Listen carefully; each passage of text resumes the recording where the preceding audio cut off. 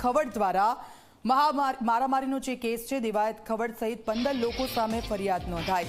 Talala police મથકે ગુનો નોંધાયો છે।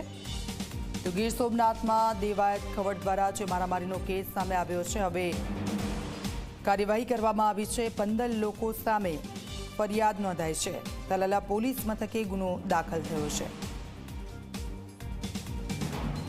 તો આ પહેલા પણ દેવાયત ખવડ કે જે મારામારીના કેસમાં અંદર જઈ ચૂક્યા છે, ત્યારે ફરી એક આ ફરિયાદ દેવાયત ખવડ દ્વારા ધ્રુવરાજસિંહ પર હુમલાનો જે મામલો છે, ધ્રુવરાજસિંહને સારવાર માટે હોસ્પિટલ ખાતે લઈ જવામાં આવ્યો છે। ધ્રુવરાજસિંહે કહ્યું કે 10 થી 15 લોકોએ હુમલો કર્યો, સોનાની ચેન અને રોકડ રકમની પણ લૂંટ કરી છે।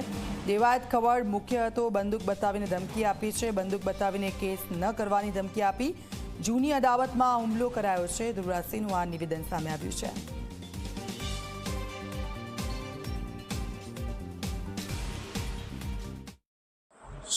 સવારના 11 વાગે સોમનાથ જવા નીકળ્યા તો ડાયરેક્ટ જ ફોર્ચ્યુનર ગાડી આગળ ઊભી હતી અને ડાયરેક્ટ જ ઉપર આવીને 5 વાર જે કહેવાય ને કે 5 વાર અમને ઉપર ચડાવી દીધી ગાડી।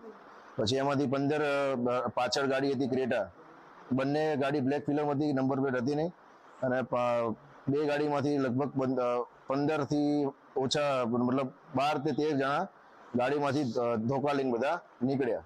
અને જે ધોકા હતા એ લોખંડના હતા અને જે કાચ આખી ગાડીના કાચ બાજ મારા બધા ફોડી નાખ્યા। પછી મને બહાર કાઢ્યો, મને કીધું બહાર નીકળ અશબ્દ બધા બોલીને, અને મને રિવોલ્વર બતાવી કે આ તારી આટલું 2 નંબરની રિવોલ્વર લાવ્યા છું, તને પાડી દેવાનો છું એમ કરીને મને 4-5 પગમાં જે ધોકા મારે એમાં ફ્રેક્ચર થયું।